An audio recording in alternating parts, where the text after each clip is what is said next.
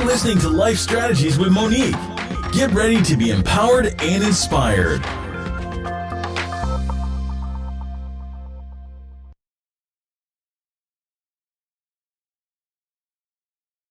Well, hello, everyone, and welcome to another episode of Life Strategies with Monique. I am live here with Tamara Washington, who actually goes by the name of TC Washington. And TC is here today to share her story. And my listeners out there, I do pray that you are really tuned into this show today because Tamara is going to talk to us about the loss of her stillborn child and how she was able to overcome that tragic experience and how she was able to actually turn that into fuel for her life. Tamara, thank you so much for being on the show today. Um, how are you? I'm doing very well, Monique. Thank you for having me. This is the very first time that I openly speak about that experience. It is one that's very dear to my heart. I had no idea until it actually happened to me how common that still first, especially at first children, how common that was. So it was something that was life changing for me, just as an individual. I Everyone that has been around me for as long as they can remember knew that I desired to have a child. I'm the oldest of four children. I'm the oldest of her four, and my dad's two. And that was going to be both of my parents' first grandchild. And it was a boy, so it was something that was really really hard, not just on me but on my family as well. um, I went through the pregnancy, going through the doctor's visits, going, taking prenatal vitamins and going through the whole process as you would with just preparing for your child. And it was something that things just went terribly, terribly wrong. I had been dealing with a lot of stress. I had been dealing with so many just emotional things. Things weren't going well in a marriage, and that I made the decision to obviously get married, but it wasn't necessarily the best thing for my life. Right. And that just started. It set off a lot of chain events, that it went from that to just going through having that experience and not realizing how it was going to affect the person that I was carrying, that I really um, was looking forward to having. It was one of those things where you're going, oh, who's going to be at the baby shower, oh, who's not going to be at the baby shower, and who bickering about it, that one ain't going and I'm not going, just all that stuff that we do that doesn't matter. Right. And when it came time for the delivery, it was one that wasn't foreseen by me anyways. And what I mean was, I had a doctor's appointment. And when I went in, I'm thinking that everything was going to, go according to schedule. They're going to check me and, I'm going to go on with my life as usual. Well, he didn't move. Normally, children, because he was an somewhat active baby, but they were, like, has he moved today? And it was early in the morning. So I was like, oh, well, no, not that I recall, but, so, they were like, well, we're, still looking. But all I remember the nurse saying, he has no heartbeat. And I was like, what do you mean he has no heartbeat? And I remember just being numb at that moment, because all I could repeat to myself was, my baby has no heartbeat. But I couldn't come to grips to actually verbalize, my baby is dead. Those words never came out of my mouth. It was challenging because it was just having to deal with the reality that this was not something that I was just going to go to sleep and wake up from. I sat in that hospital alone for quite some time. I contacted a couple of individuals that I felt comfortable with, but it was something, one of those things where, yeah, I had several different things going through my head. Well, how did I not notice this? Or if I say this, how's my family going to take it? And just a whole, like I said, a whole bunch of stuff that didn't matter at that moment, trying to figure out, well, what did I do wrong? And just, like I said, I just sat there in a place of just shock. Mm-hmm. And Was this like right when it was time for delivery, or was this just a routine checkup for you to this go in? this was a routine checkup. I was not due for my due date for him was August 19th. And I went in, and that day was July 16th of 2010 that happened. And, so it was very, very different. Cause I mean, everything just turned around. It's like, like I said, it was a routine visit, and I'm thinking, okay, like I said, I was going to go on with my life as usual, but it didn't happen that way. And normally I would talk to my mom, or she would be there, but I couldn't even verbalize that. And one of the things that I found to be very challenging for me at that time was, like I said, having to verbalize and the questions that were asked to me.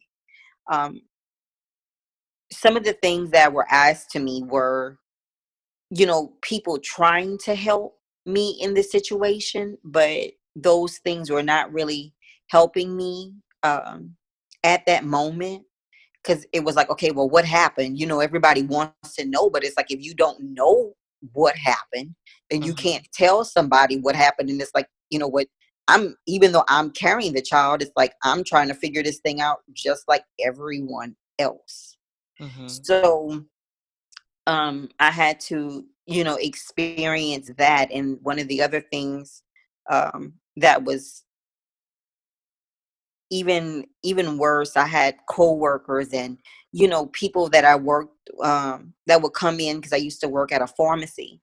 They would come in and bring me gifts for the baby. I mean, the baby, it was, a lot of people were really looking forward, and they were happy to see that I was happy.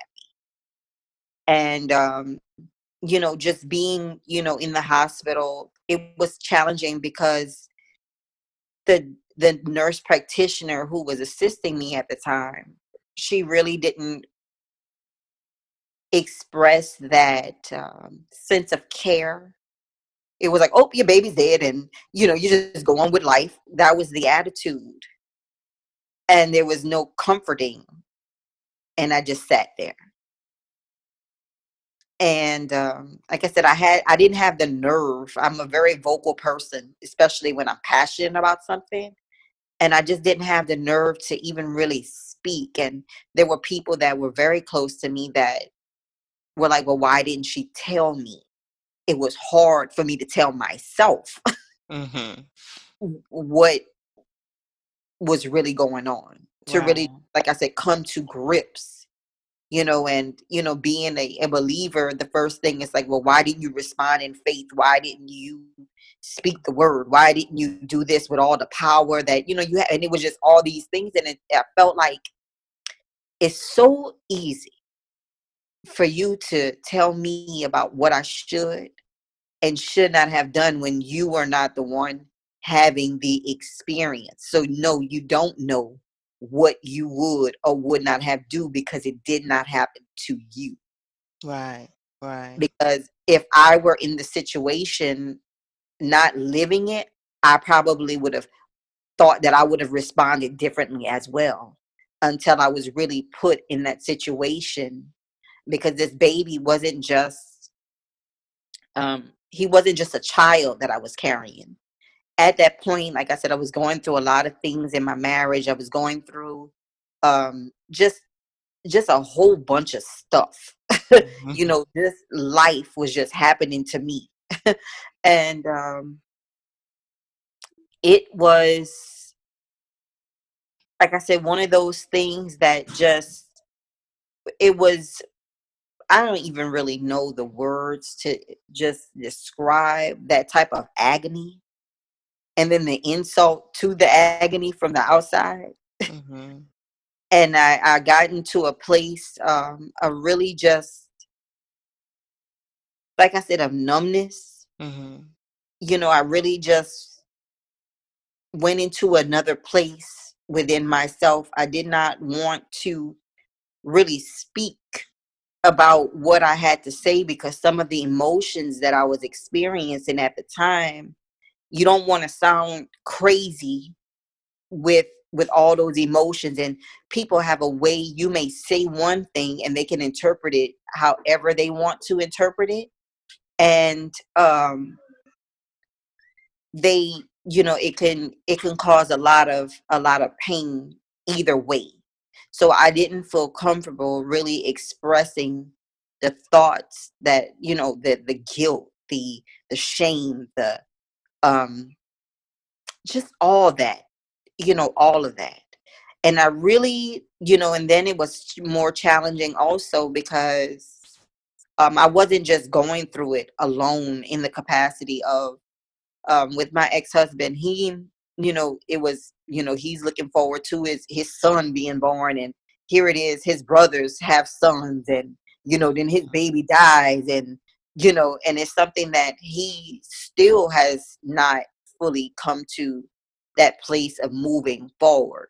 Mhm. uh, but for me, I got to really get to know the baby for as much. I mean, he was on the inside of me.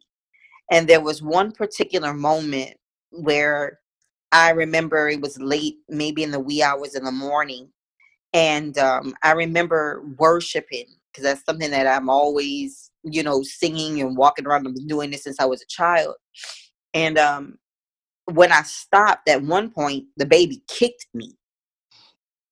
And I was like, what? I was like, this baby, I stopped singing in this. You mean to tell me this baby? And he kicked me hard too. And that was one thing that stayed with me. Wow. Wow. And that was the thing that caused me to really look at, if I stopped worshiping and this child kicked me, if I stopped worshiping, the meaning in this capacity, if I stopped living, then it would make everything that we experienced in his life have been vanity. Wow. But if he wasn't in my life for any other purpose than that, it was to push me. Because I had, before all those things happened, I was in a very, very dark place in my mind, because of some things that I had went through prior to that. I was really, really, really depressed. I Mhm. didn't know if I wanted to go backwards. I didn't know if I wanted to go forward. I just didn't know what I wanted to do, and I was very bitter. Right. Very bitter because of the things that happened, like I said, prior to that. And Mhm. it just really put me in just a state where, to really begin to examine really my actions and what I was going to do. I remember laying on the bed. Laying on the floor, excuse me, laying on the floor for at least maybe about 2 or 3 days. Um, after it happened, because I had one person call me and ask me, so when you gonna set the funeral arrangements? And I'm thinking to myself, you actually gonna call me? I haven't even dealt with the fact that this is even happening. And you calling me like I just push out a dead baby and I bounce back like a Pop Tart. I had a problem with that. Mhm. And I made it known that I had a problem with that. But it's these type of things that I think that sometimes when you're not in a situation, people, they want to help, but they Mhm. don't really realize how these things can be somewhat offensive, to someone that's suffering from that type of loss. Because, like I said, I didn't just lose my son; I lost a friend. Because at that time, I felt like I couldn't trust anybody. Mm. And he was the only person that I did trust. If I felt anything, whatever I felt, the baby knew. I would talk to him. about what I was feeling. And it was just one of those things where my dad, when he came in, as I laid on the floor, I remember him saying, you know what? It could have been you and that baby. Then what? And I remember those words, and it was like, the then what? you know, if that had happened, I wouldn't have a second chance or a third chance to change any of the things that happened. Um, I wouldn't have a do-over. But the mere fact that God did not allow that to happen to me meant that I should push forward, because if I did not push forward, then it was basically, to me, a slap in the face, or being ungrateful that I was given. My baby couldn't be brought back, but it's like, are you going to allow your worship to stop? Are you going to allow your living to stop? And it's like, how many other people have gone through this type of thing and they're still stuck in that place? I made up in my mind that I deserved to live, and I wanted to live because God gave me the opportunity to.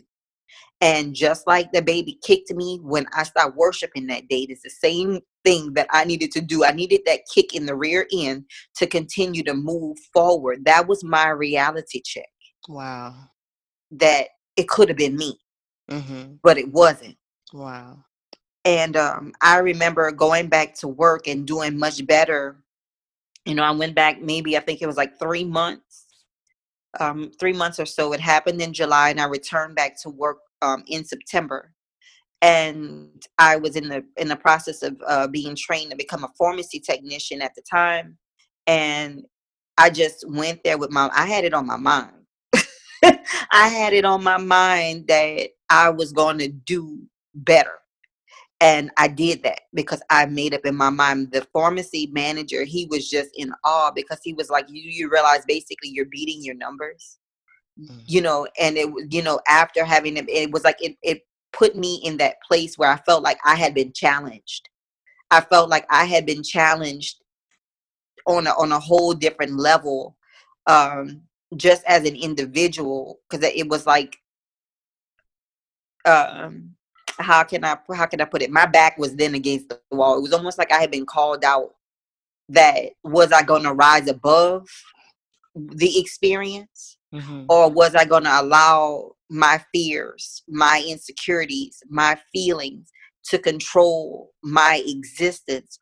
Or was I going to push to actually change the situation so I can be in a position to help somebody else? And I Wow. chose to push through.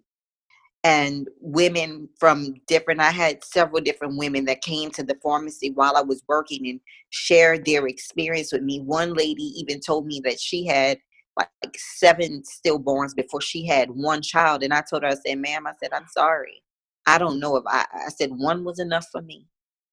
And but one other lady, she mentioned to me that she still struggles with that, because of the fact that this was a child that you were anticipating, and you could always look at, I have 3 but I should have had 4, that type of thing, and what this child would have been like.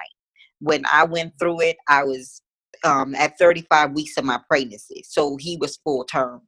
Well, he wasn't full term according to the standards, but he was, pretty much, he could have been born at that time and still Right. been all right. Mm-hmm.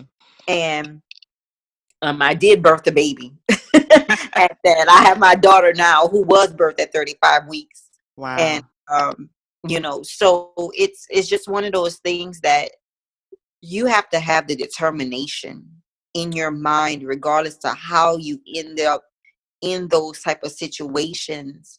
No, you cannot control whether you're going to have a stillbirth or not. I mean, if you're doing everything that you can to make sure that you're eating properly, you're taking care of yourself, you're following doctor's orders, you're not doing all the things that you wouldn't. There's certain things that are beyond you. Mm-hmm. There's certain things, because I've had other ladies, like, I'm not, I was fine, and why this happened to me. Mm-hmm. I don't have the answers as to why it happened. I know what I was experiencing at the time that happened to me.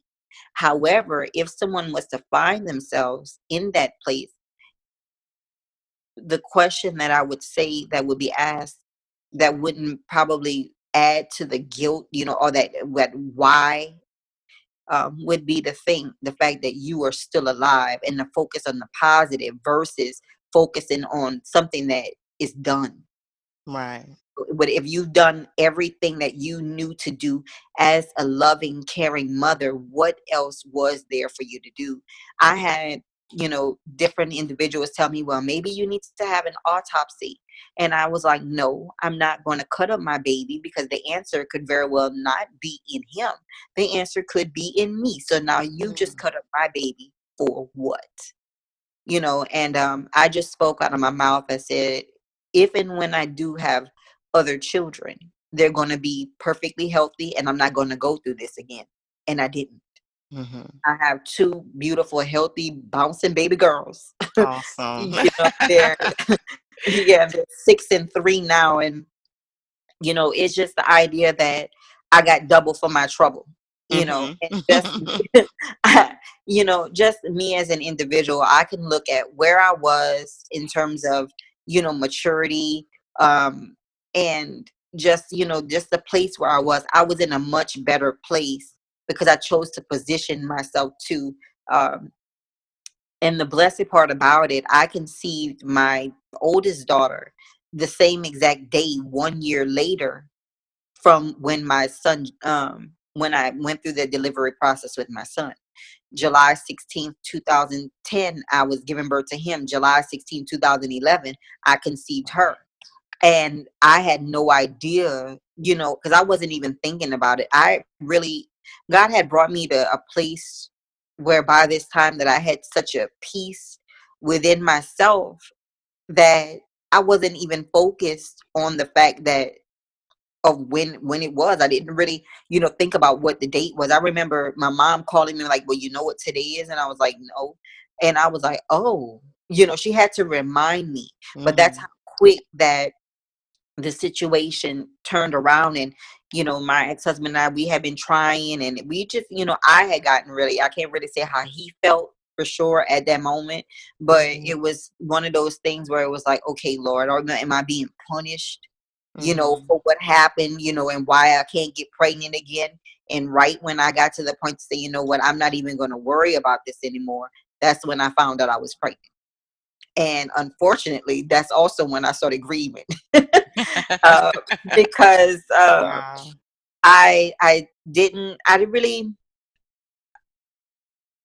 I really didn't grieve with everyone else because it was kind of hard. I had my ex-husband walking around. I mean, he had gone through so much changes just within himself. I walked up on him, at Walmart while he was getting something because we hadn't seen each other for some time, and I didn't even recognize who he was because he had put on just that much weight because of the stress that happened. So it affected him too. Um, and it just, like I said, all of us, my dad took it very hard. Like I said, this is the first grandchild. And when my baby girl was born, my dad was like, she looks so much like my grandson. Wow. And she did. To the point where I looked at it and I was like, ooh, is this the same baby again? I was like, I don't even want to let my mind, go into all those places. But Right. she looked that much like him. But it was one of those things. Like I said, I had that determination in my mind, and those that have been around me, and we talked about the control issue. I'm the one that Mm-hmm. that is going to, um, just that stubborn will that I have that works for me sometimes, and it has worked against me many times. Right. But that stubborn will, that mind to just not take no for an answer, and Mm-hmm. to just say, you know what, I'm not the first, and I'm not going to be the last. And Mm-hmm. out of everything that I could do, it's like, or could have been, now I have another opportunity to really begin to live. Um, because all before that happened to me, I was just living my life in a, um, looking for love in all the wrong places. That type of scene was going on. And, just with some things that, you really, and I don't want to talk too much about it because of what's written in the book and what's coming. But And it's coming. We're gonna talk about that. right, because I don't want to go all into it. It's like, no, Yeah, read the book, please yeah, read the book. But it really was, like I said, it hurt. yeah. It really was that thing, like I said, that really was just that breaking. Because like I told you, I have been in that. I was in a dark place, and I didn't even know who I was anymore. I had really just lost all sense of touch with my true identity. Like what I liked, what I didn't like. It was like everything was just focused on just so many other factors that, like I said, really at this point, I find to be very laughable, the fact that I even was thinking like that. But I was, as a sleeping beauty woke up. Yeah. And it, like I said, a person has to have a mind. I had praying people. I have praying people in my life. So I never want to discount that. I'm one of the ones that was blessed to have people that prayed for me. That was one of the other things that was really, really pivotal in that situation. They weren't, even though there were some critics, but I had the power of prayer behind me to push me out of that, and a will to move. Because people could pray all they want, but if you don't have a mind to come in line and say, you know what, I will to do this, those prayers is going to be laid in store for the day that you decide to take action. But thank God that He gave me a mind to want to move forward, and those prayers were prayed, which helped to strengthen me along my journey. And one of the things that also that I'm working that are in works that's in works right now is my nonprofit organization, that for these type of situations, because everybody, whether we like it or not, however we feel, everybody is not in church. And I want to make that very clear, that if you're in the position where you have people that are godly people that are supportive of you, and want to see you do what it is that God has called you to do, then you're beyond blessed. But Mhm. for those that are not that fortunate, there still has to be a place where they can go, where they can feel comfortable that with expressing themselves without the fear of, oh, if I say this, what are they gonna think? Are they gonna look at me different? Because a lot of that comes, if most people that go through some of the things that I've experienced, I can say that a lot of it was through different insecurities that happen through things that they may not even be consciously aware of, that they've been affected by. So they're coming in, they're sensitive, they're fragile about certain things, and you never want to, you don't want to, if you don't know the right thing to say, or God does not give you utterance on what to say, the best thing is to say, you know what, if you need me, I'll be there. Mhm. But that person has to have that, they have to feel like they want to talk to you. It's not saying, "Well, I was there for her." If you were not the person that Mhm. that individual felt like they were comfortable speaking to at that moment, then pray that God would put somebody that they do feel comfortable with sharing those intricate details of their lives. One, I'm a writer, and just something that I started doing even before I got to this point to start doing the books. I've always just jotted down my feelings. I could be sitting down, at school, or just wherever I am, and I'll write something, and I'll come back, because I've always done that. That's one thing that I support and I encourage, because sometimes you need a way to get it out, and sometimes you can't tell folks your business. Mhm. You just can't tell folks your business, because then before you know it, it won't be just your business, it'll be everybody's business. So the Mhm. best thing, is just find you a diary, find you somewhere that's your safe place for your thoughts, for your use, so you can look at it, to track your progress, so you can begin to actually start looking at, why do I feel this way? Where did all this stem from?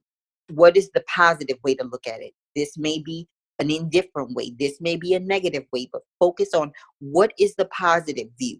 What can I change about this situation, if anything?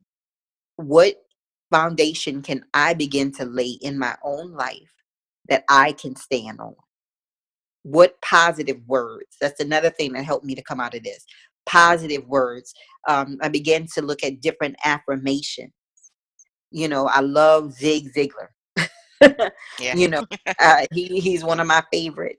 And you have to, like I said, gravitate towards the positive. I mean, that's one of the things that, if nothing else is remembered from this, I had several different thoughts. Like I said, I was very depressed, dealt with suicidal thoughts, all these different things that were going on, not just in that, from just throughout my life, just with dealing with depression. So I've been there, and I just, for anybody who is going to be listening, or um, to this, to understand that a lot of people do not want to talk about these things because they want everybody to see my life is this and my life is that. But you're hurting yourself in the process of trying to please people that may not even care. Mm. And if anyone is thinking at a point to see your downfall, that means that they're already in a bad place. So that's not someone that you want to be trying to please, because if they're already down, then and they're going to try to pull you down with them. So it's, no matter what it appears to be, search to really start examining what the true motive of that individual or those individuals are, and really just start to really just build, like I said, a basis to have a positive relationship with you and not with everyone else. But that comes to having to take that time out. And that's one of the things that happened, for me, as a result of what happened with my son. It didn't happen over, it was a course of time, but that was where it began. That was where I began to take steps. That was the thing that, it's kind of like the road runner. The road runner just goes and goes and goes, until, something happens and it's like, oh, wait a minute, you know, the coyote decides to fall off the cliff, or however the thing goes, it stops to pay attention to something else. That was the thing that caught my attention, to make me to stop looking at all this other stuff, to pause and really begin to look and to take direction. It's okay, I can run, but I need to have a solid, I need to have an aim. I need to be intentional about where that aim is, that energy is going to be directed to. Um, and with the book, I couldn't say everything that I desired to say in the anthology. However, I am in the process of writing my book, and I am going to dedicate, a couple of chapters, or just all depends on how the Lord gives me to lay it out, speaking about this experience with stillbirths. Like I said, I think that it's very important, because like I said, when I found out how common it was, I was in awe. Mm. I really, really was in awe. But it is one of the most humbling experiences. I had never, that really was the worst thing that I had ever been through. Right. I, that was it. I mean, prior to that, if someone would have told me that I would have went through that, I'd have been like, I'm not coming out of that. I just don't see how I could move forward. Right. Right. Right. But through God, I did move forward, Right. because Mhm. having a mind to overcome. But it was not easy. It was not easy. So I don't want anyone to think that it's just like you're going to pop a pill and you're going to get through it. No, it doesn't work that way. You have to, there are going to be times where thoughts are going to come, but it's putting the positive in place of the negative. You have the negative thought, inject something positive until it becomes a norm, and you develop that habit of doing that to the point where you're not even thinking about doing it consciously. It's just what you do. You're in one position and you're facing opposition, then you reposition and you do it consistently and you keep going. And before you know it, you'll find yourself on the other side. Wow. That is just absolutely amazing and such a powerful story. And one of the things that you said that stood out the most to me was how God sent a sign to you, how you would be singing to your baby and the baby kicked you. But that was the thing that really God was really saying to you, don't stop. Continue your worship. You're going to get through this. And you did just that. And not only that, you're now helping other women who are going through the exact same thing. So it just reminds me of the power of God and how God still speaks to us today. And we just need to be conscious of how he speaks to us.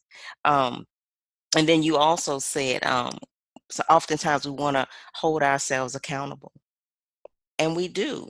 A lot of times we want to do that. So, tell our listeners, how is it that you're able to really, really, really focus on that positive? Because when you see so much negative, and then in your circumstances, how can a woman who was going through what you've been through, how does she really, what does she really, really need to do? And you've given a lot of great strategies today, but on that positive thing, and I know you said write affirmations, but what is the one thing that you would consider to be the most important thing that she would need to do to overcome?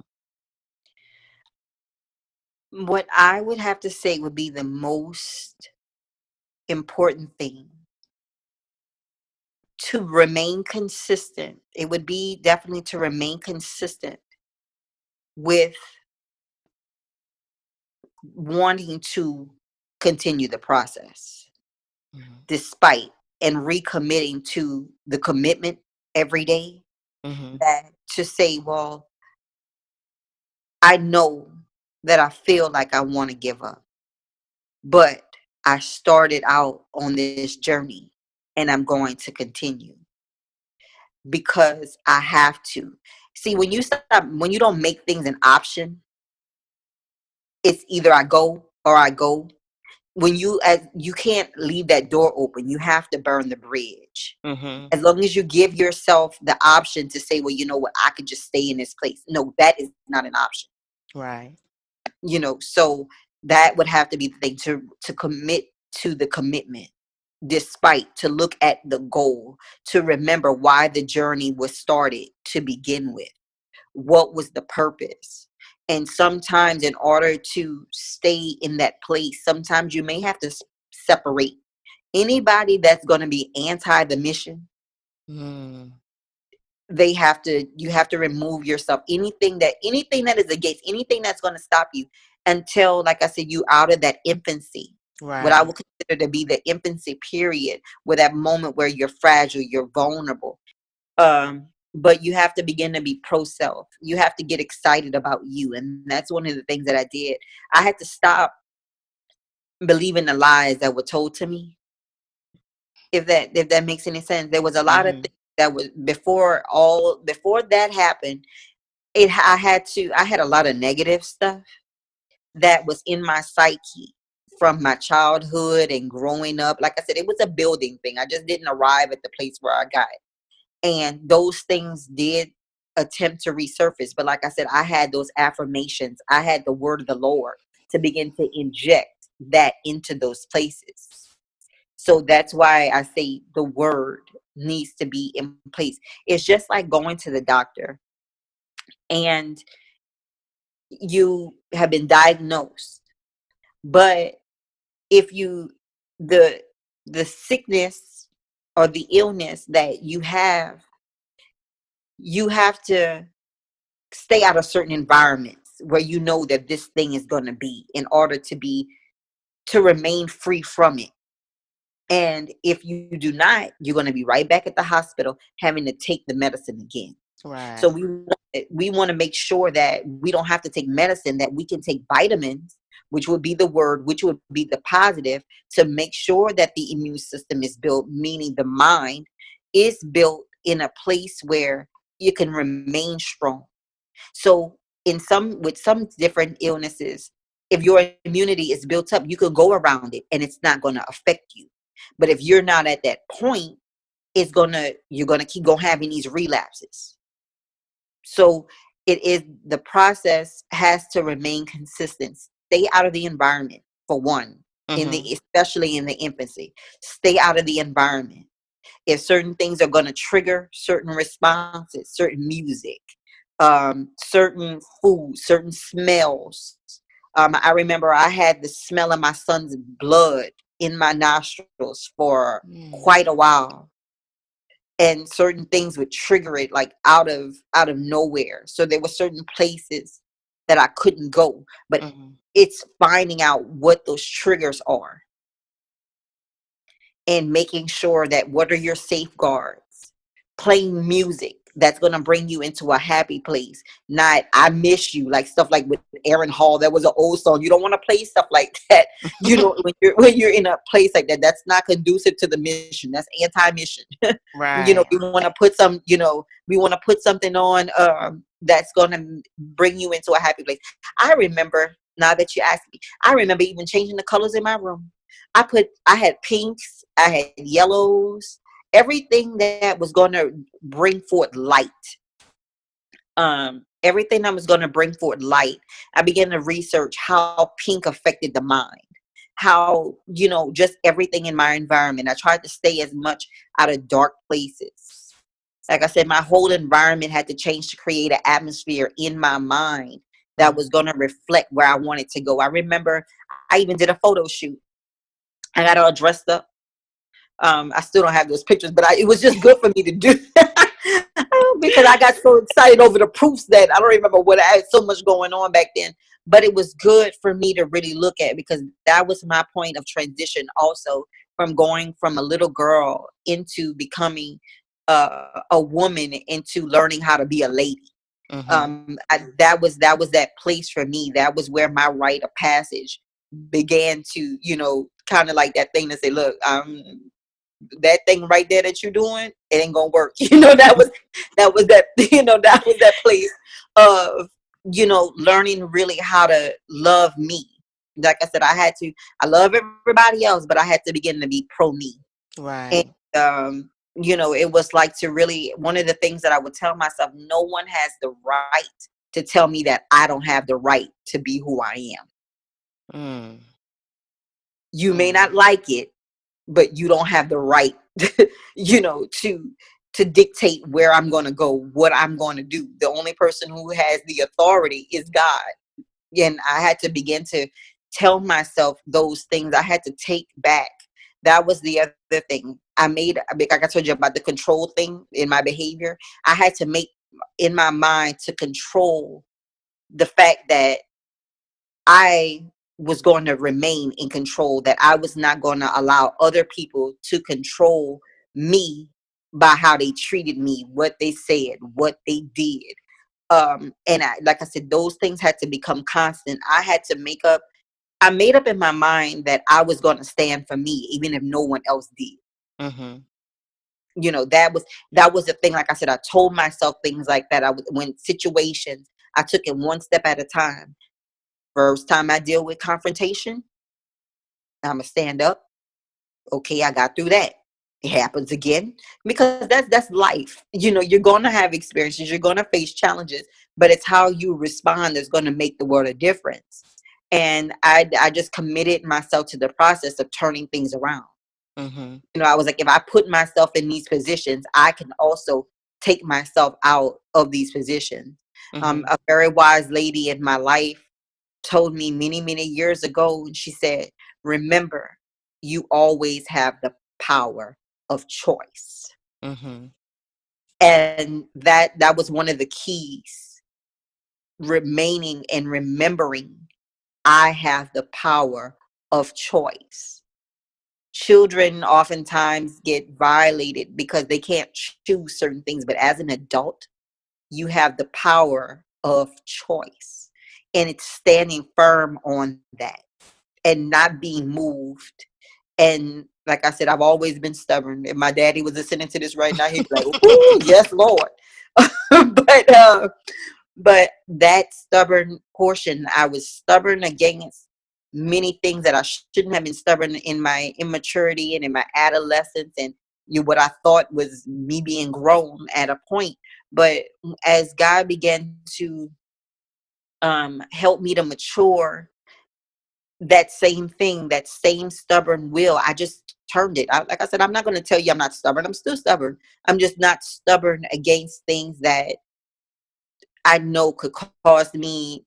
I'm stubborn against things that I know could cause me harm, not the Mm-hmm. things that could be potentially good in my life. And I'm a person that I check myself most of the time before someone even has a chance to come to me. Me and self we've had these conversations, and how I'm going to do it. So when someone else comes to me, it's not something that I don't know. And I think that's the other thing. You have to walk in your truth.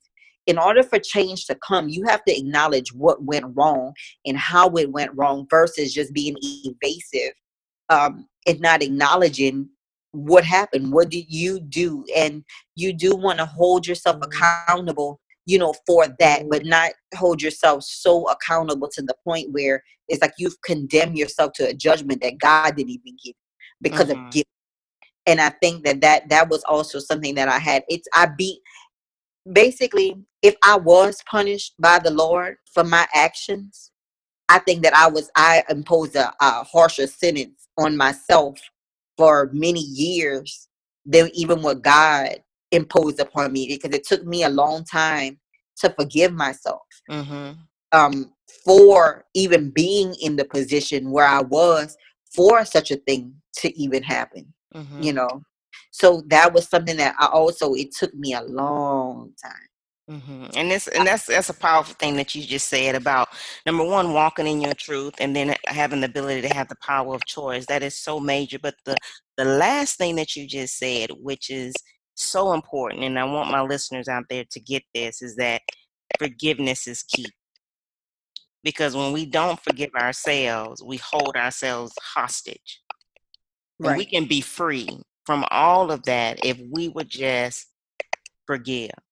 Forgiving ourselves, forgiving others, and then even forgiving God, because sometimes we can be mad at God, for things that have occurred in our lives. And you made the decision to forgive yourself, but then you also chose to use it as your fuel, which is what led you to your ministry. So talk a little bit more about your ministry. Um, in terms of my personal ministry, which I, kind of put as an overall whole, just being a servant of the Lord, just on behalf of the kingdom, wherever I am, um, that is one of the things that I focus on, making sure that turning everything into fuel. It doesn't matter what it is. Even me as a single mom now, that is something that I got married, I didn't see myself being a single mom.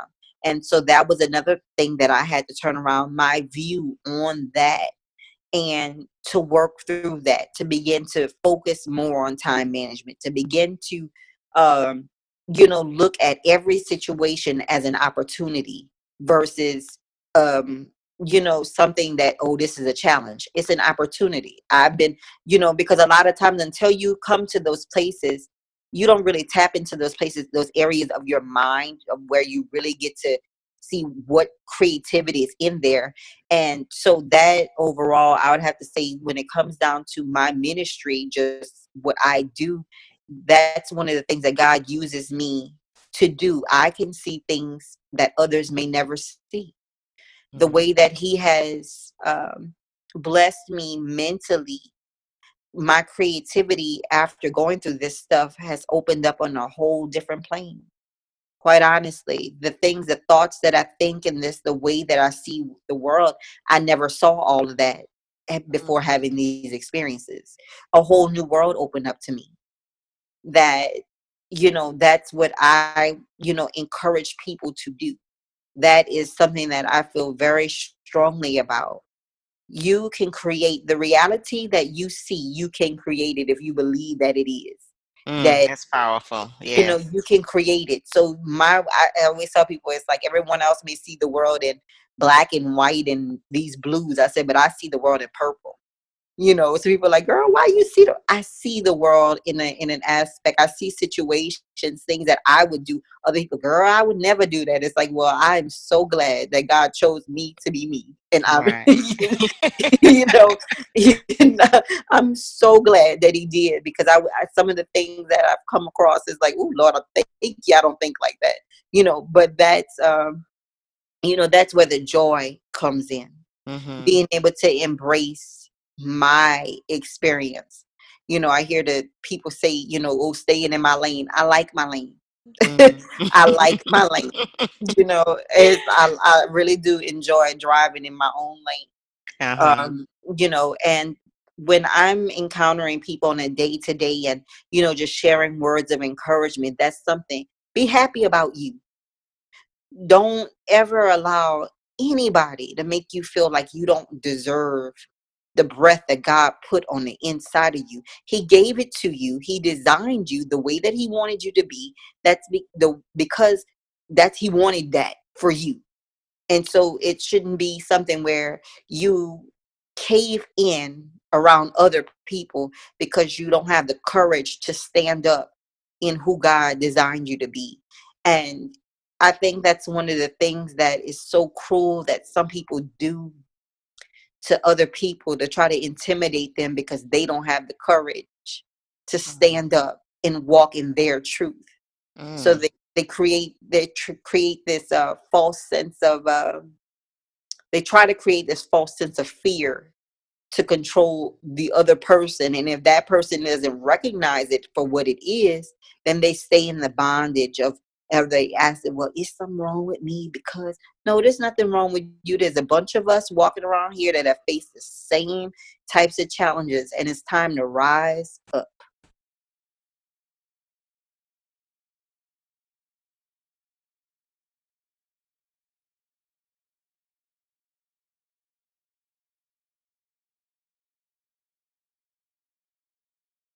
So, Tamara, tell us about your anthology.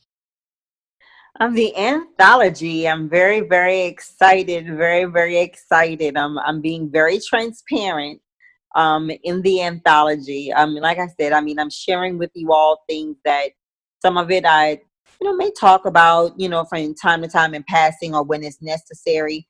But this is the first time that I really come forth with this.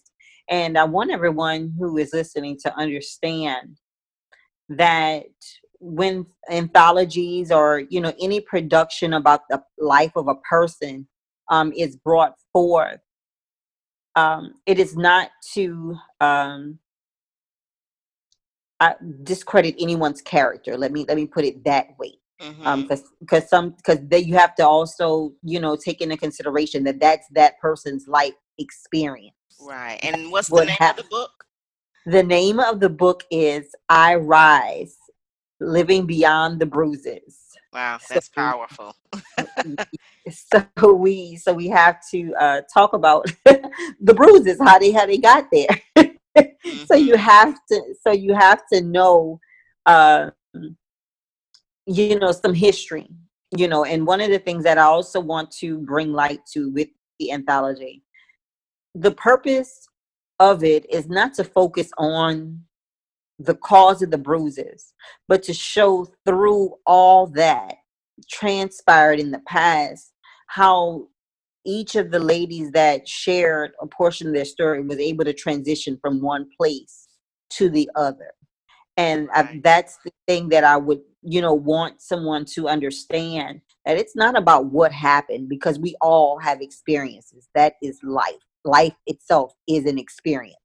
But it's when you are able to take a situation that you and those who witnessed knew could have destroyed you and turn it into something that has helped to build you instead.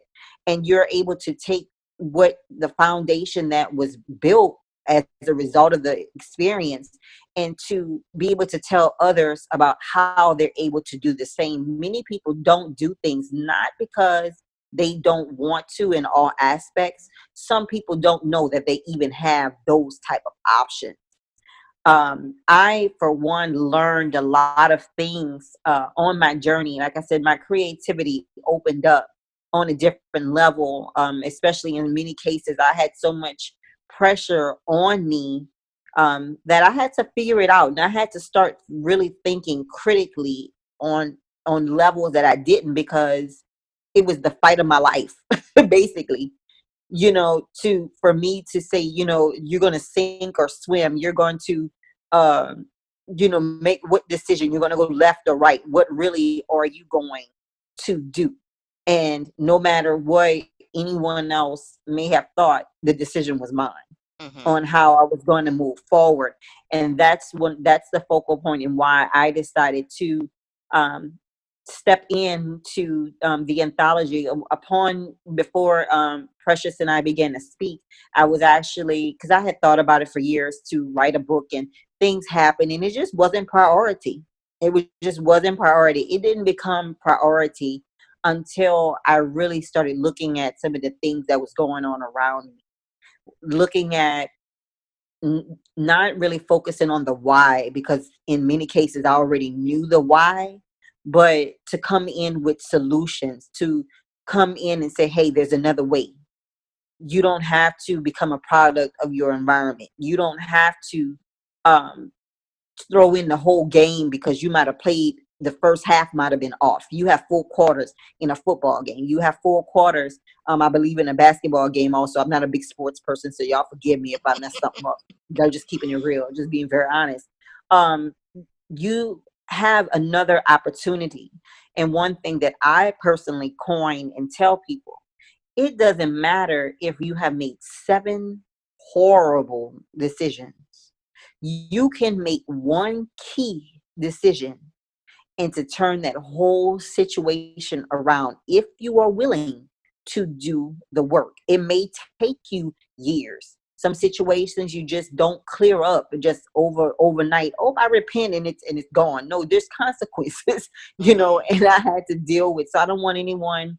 I tried to give as much information for those who are planning on supporting us with what we're doing with the anthology. I want you all listeners to know that I try to provide as much information as possible, but please follow us. Please come to the book signing. Please come, because there are things, speaking engagements that we're going to have where we're going to be able to speak to you all more. We're going to be able to answer questions. We're going to be able to bring more clarity that we're not able to give just in the session of the book is I'm going to say the gateway, but don't stop at the gateway. Walk through the door, and really see what it is, because most of us who are a part of the anthology, we are not just writers. I mean, we're moms, we are entrepreneurs. We have are, as Precious always says, the host of the who made help to make the anthology possible, momtreneurs. I like that phrase that she called, because just that had just being a mom, and if you're a single mom like myself, that is something that also gives you that added drive, because you have to make it happen. It's not just contingent upon you. You have children, or you have a child who is dependent on you to make a difference. And when you position yourself in a better position, then you also create a better situation for that child as well. And then it just goes on, and then those around are able to reap the benefit. So it's an honor for me to be a part of this anthology, to be able to share. Because a lot of times people see where what the conclusion of the matter is, but they really don't know the story behind. You don't know the tears, you don't know the pain and the agony and the suffering that a person had to endure to be able to speak and be like, oh, she just spoke so well, but you don't know. You don't know where all that came from, to be able to have the Mm-hmm. confidence Mm-hmm. to be able to say, you know what, like it or not, world, this is my story and I'm sharing.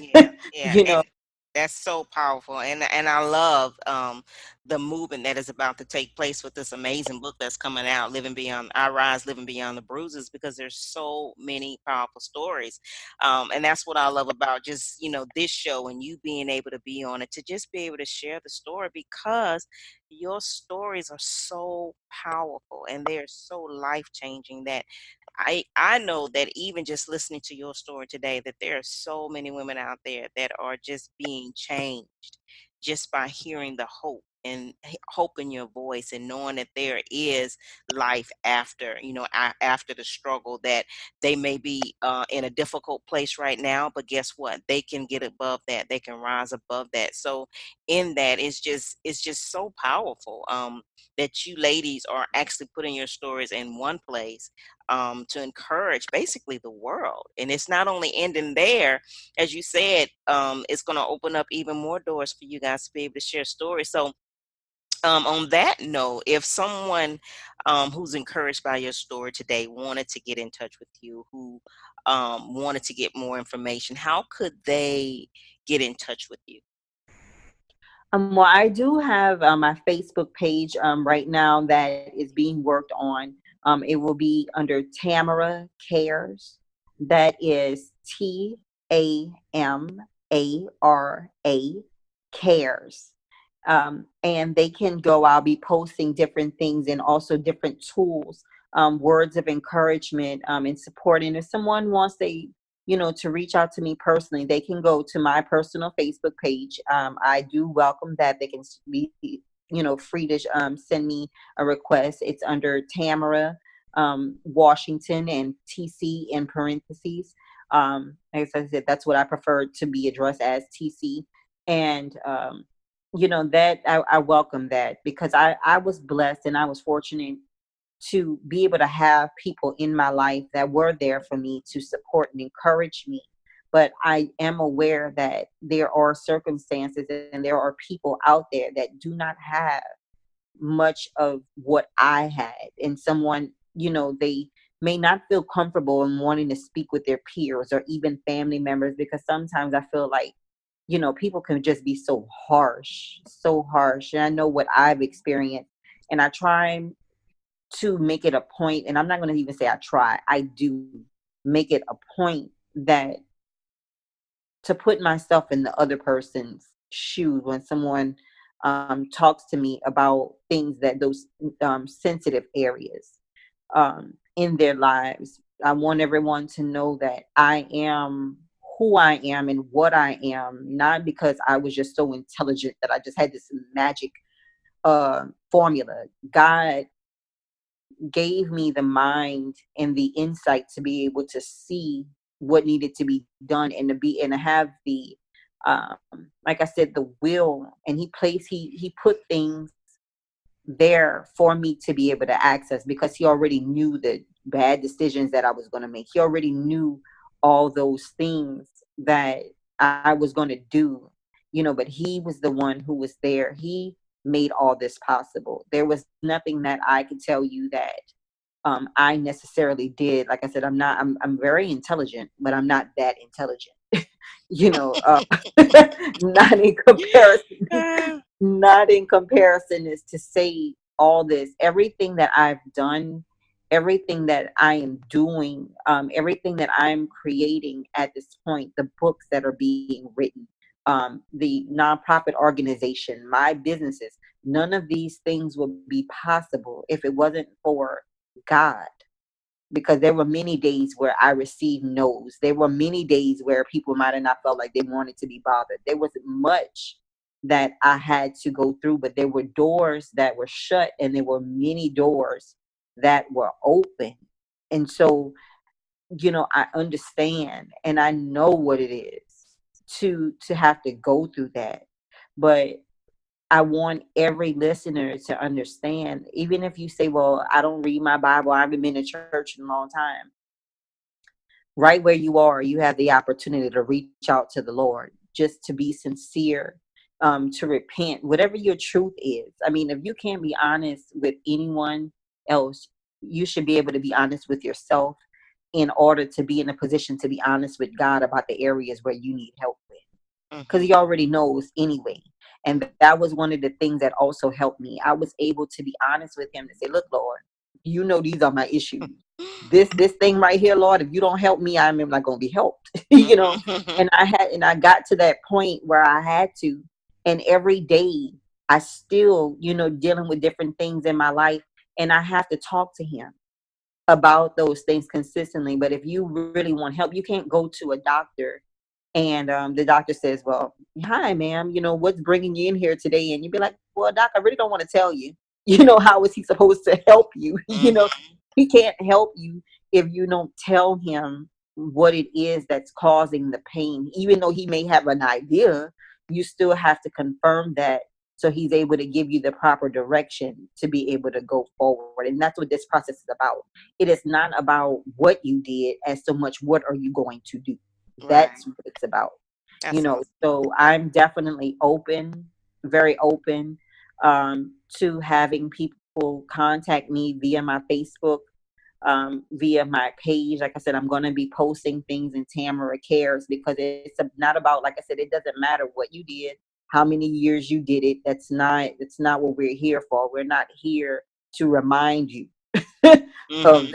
we're here to show some love and support and to be there to help while you're going through the process of arriving at the conclusion for your life that God has, and to be able to build businesses and to be able to just be the strong person in mind, body, and soul, and to be able to live. That is so important. It's a lot of things that come to discourage you, and a lot of things ultimately just come, and it's like they have, before you even get to the door, it's like you already know that there's going to be a no on the door. But it comes down to saying, you know what, even if there is a no at the door, I'm strong enough to be able to turn that into a yes, if that's the door that I'm truthfully supposed to walk into. And I have sales experience. So I kind of took something from that you always have to, when you're selling a product or anything, you're really selling yourself, because some products you can get them from anywhere. Mm-hmm. But what makes the person want to come and patronize your business? And it's the service that you provide. So you have to believe enough in yourself to provide, to service your needs. You have to, say, well, you know what, I deserve to be able to take care of me, because God gave me the breath. I deserve, what makes me different from anyone else, that I can't do this. That's the thing. It's having that drive and that determination, and knowing that you're worth it, knowing that you have to first make, even if you don't know, you have to make yourself believe that you are worth it. You have to sell yourself. You have to say the benefits. Focus on the good things about you. Whatever it is that you do well, whatever gifts. If you're a writer, I'm a good writer. I'm a good mother. I am a good, because there's so many things out in the world that tell you you're not this and you're not that. No, but I may not be all this, that, and this, but I am this. And just that alone means I'm worth it. Mm-hmm. And that's the thing. So that's one of the things that I focus, when I'm speaking with ladies, or just when I'm speaking with anyone, because believe people may not acknowledge it as much. People associate low self-esteem with women only, but there are a lot of men walking around with low self-esteem as well. Mm-hmm. So, we want the men to not just think that, even though we're ladies who have written this, that they can't come to the book signings, that they can't come to these events and feel just as welcome in the midst of us, because they may have experienced some of the things that we have experienced. These are life tools that we are providing for everyone. And even if it's not for them personally, they may feel like, well, I'm in a good place, I don't need it. No, come and hear something. Come become a resource. Be able to help someone else to be able to check it out. They may be able to benefit. So Mm-hmm. just come, follow us.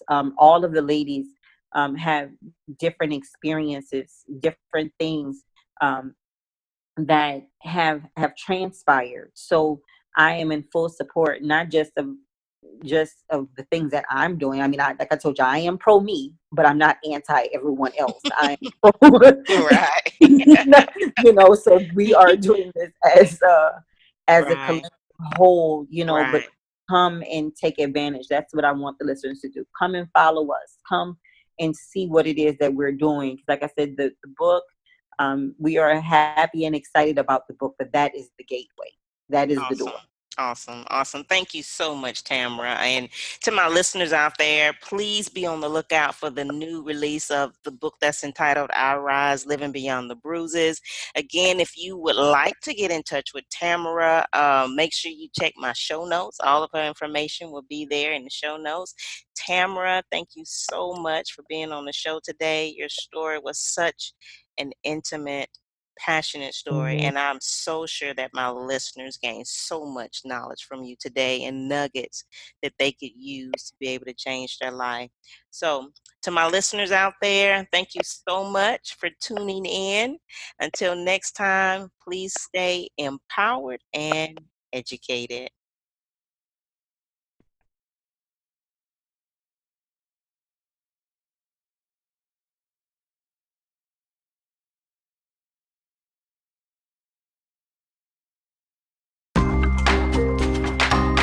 You've been listening to Life Strategies with Monique.